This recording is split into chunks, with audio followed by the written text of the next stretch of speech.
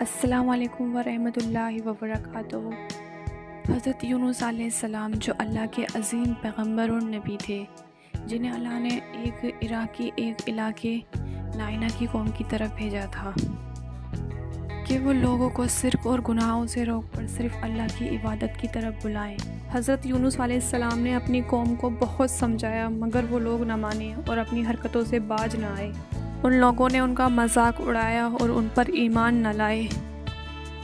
پھر حضرت یونس علیہ السلام کو ان پر بہت غصہ آیا اور اللہ کے حکم کے انتظار کیے بغیر وہ ان لوگوں کو چھوڑ کر چلے گئے، اور یہ بات اللہ کی نظر میں پسند نہیں آئی۔ تو اللہ کے حکم سے راستے میں حضرت یونس علیہ السلام ایک کشتی میں سوار ہوئے، اور وہ کشتی تو سمندر کی تیز طوفان میں پھنس گئی۔ لوگوں نے سوچا کہ شاید اس کشتی میں کوئی گناہ گار ہے، اسی لیے ہم پر پھر لوگوں نے ایک کوڑا چٹھی ڈالنے کا فیصلہ کیا۔ اس میں 3 بار حضرت یونس علیہ السلام کا نام نکلا، اسی لیے حضرت یونس علیہ السلام کو سمندر کے بیچوں بیچ پھینک دیا گیا۔ اور پھر اللہ کا حکم ہوا اور حضرت یونس علیہ السلام کو ایک بڑی سی مچھلی نے اپنے پیٹ میں نگل لیا۔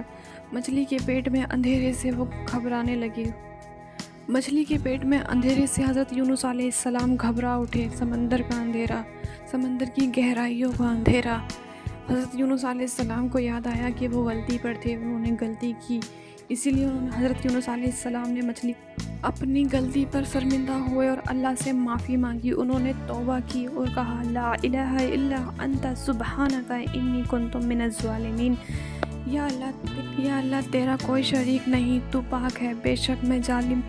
میرے اللہ نے ان کی توبہ کو قبول کیا اور مچھلی کو حکم دیا کہ حضرت یونس علیہ السلام کو سمندر کے کنارے پر اگل دیا جائے۔ حضرت یونس علیہ السلام بیمار اور کمزور ہو گئے اور اللہ نے ان پر رحم کیا اور انہیں صحت عطا کی۔ پھر آپ حضرت یونس علیہ السلام اللہ کے حکم سے اپنی قوم کی طرف واپس روانہ ہو گئے، اور اس دفعہ آپ کی قوم نے آپ کی بات سنی اور آپ پر ایمان لائے اور اللہ سے توبہ کی اور ایک خدا کی عبادت میں مشہور ہو گئے، اللہ کی بارگاہ میں سجدہ کیا۔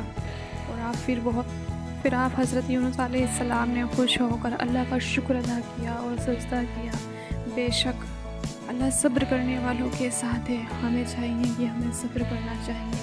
حضرت یونس علیہ السلام کو اللہ نے مچھلی کے پیٹ سے نکال کر ہمیں یہ بتا دیا کہ اللہ ہر شے پہ قادر ہے، اللہ ہی ہے، بے شک اللہ ہی ہے جو سب کر سکتا ہے، اللہ کے سوا کوئی معبود نہیں، وہی عبادت کے لائق ہے۔